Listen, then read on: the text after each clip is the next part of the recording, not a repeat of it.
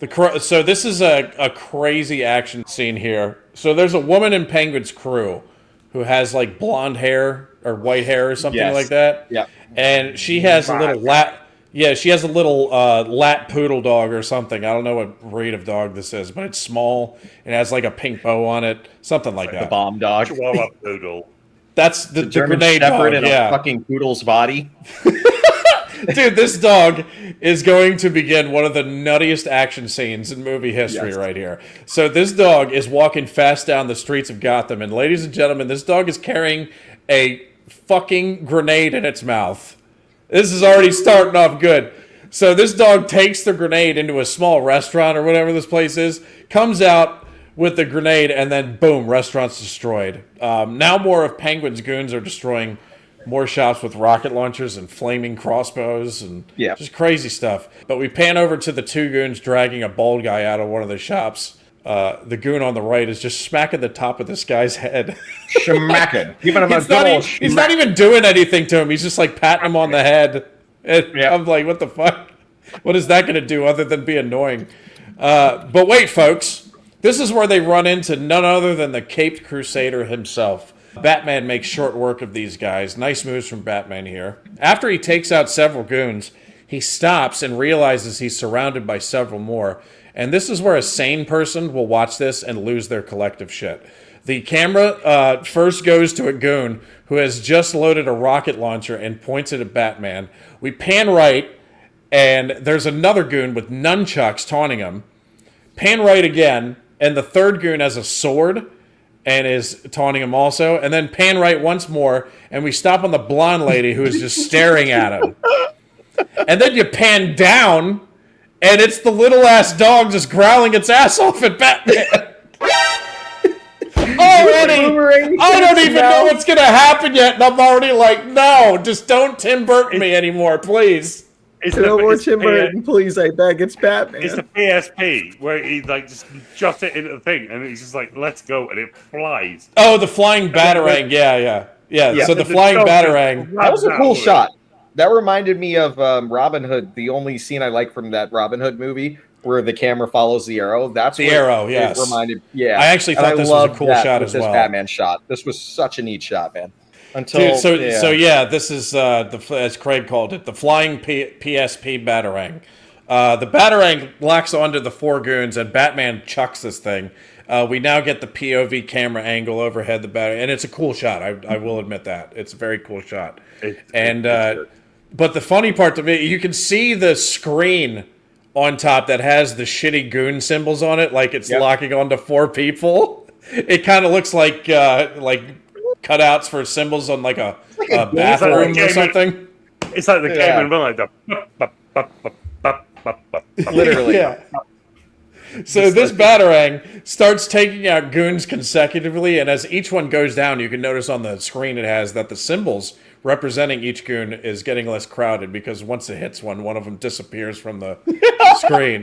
I love the attention to detail to that with this shit. Also, Batman invented Bluetooth. Let's just put that out there in the air. Batman invented Bluetooth with this fucking batarang. They knew when they were conscious that, like, this guy's unconscious, right? That is like Theranos, like level of right. Yeah. So now the batarang has only one goon registered left to hit, and it's the blonde lady. So the batarang is about to hit the blonde lady, and she is saved by the little dog that snatches the batarang out of midair.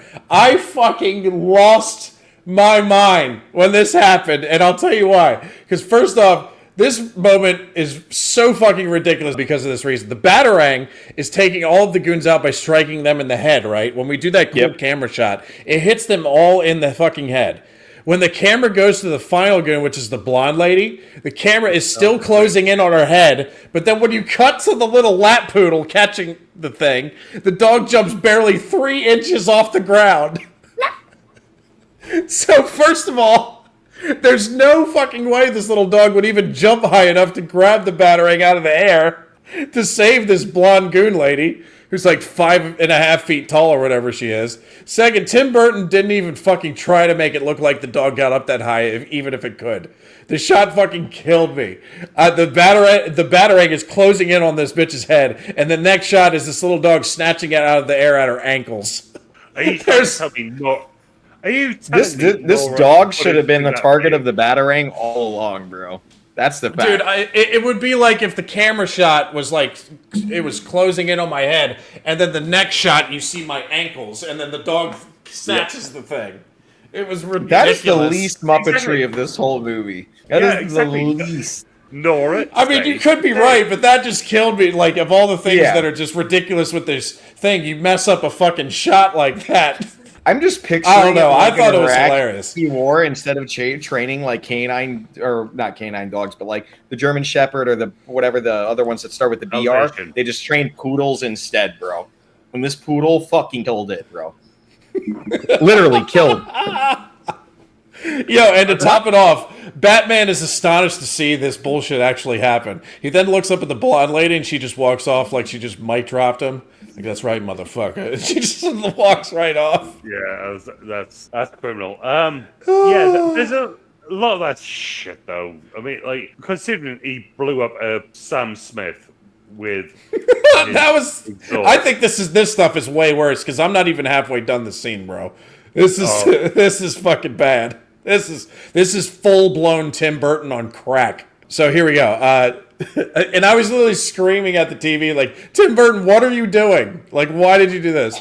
It's still not over. Now, who I dubbed Peter McPan comes flying into the frame, and Batman gut punches him, then pulls a sword out of his mouth, and it's like wriggling like a snake, so it's not even solid. Like, what the fuck is this? I don't know what's weirder, the fact that Batman had to pull a sword out of his mouth, or the fact that Peter McPan entered the fight with the sword already in his fucking mouth. You can see, and when he comes into the frame, you can see the sword hilt on his mouth when he walks into the frame. Like, I'm gonna go fight Batman. First, let me throw a sword down my throat. Ah, see? And just not be able to move. Like, Yeah! Hang on. I can't. Hang on. Someone, take my hand. Take my hand. I can't bloody see. I can't look. Yeah, that shit. Well, oh my god, it absolutely floored me. It's not done either. One more goon has a giant stack of dynamite with a time clock on it strapped to his gut, and Batman steals that from him. And yes, he is going to use this thing. Trust me, he is definitely going to use this thing.